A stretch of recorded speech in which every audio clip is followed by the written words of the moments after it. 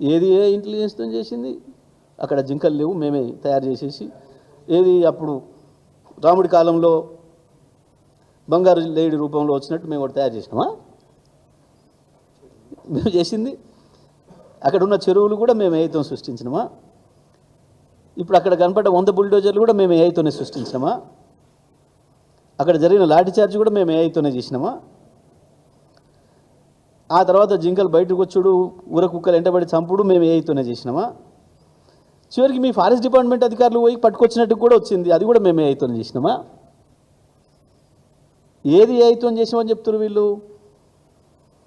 నెమళ్ళ అరుపుల, చచ్చిపోయిన జింకల, జరిగిన లాఠీ చార్జీలా, అక్కడ కనపడుతున్న చెరువుల, అంతకుముందు వరకు పెరిగిన చెట్ల, ఆ తర్వాత ఎడారిలాగా మారిన ప్రాంతమా? ఏది ఏఐతో చేసినాం మేము?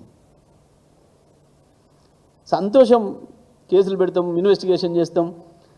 నేను ఏమంటానంటే నీ ఇన్వెస్టిగేషన్ ఏం చేస్తుందో తెలియదు, కానీ నీకు అంత ఉబలాటం ఉంటే ఒకటే అంటుంటావు కదా, మీ బడే బాయ్ సిబిఐతో చేయించుకుంటావా, రాతో చేయించుకుంటావా,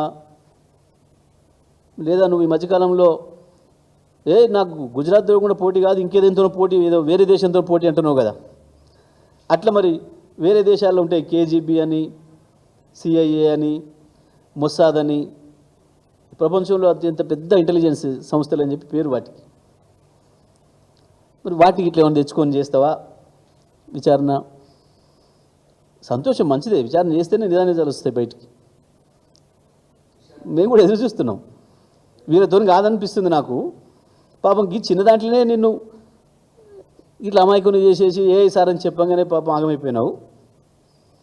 కాబట్టి మళ్ళీ కూడా అట్లే చేస్తారు. కాబట్టి వీలైతే ఆ సిఐఏకో, ఆ మొసాద్కో, కేజీబీకో ఉత్తరాలు రాసి అక్కడి నుంచి ఏమైనా అవకాశం ఉంటే అక్కడి నుంచి చేయించుకోమని చెప్పి ఇన్వెస్టిగేషన్ అంత తెలివేడిసింది.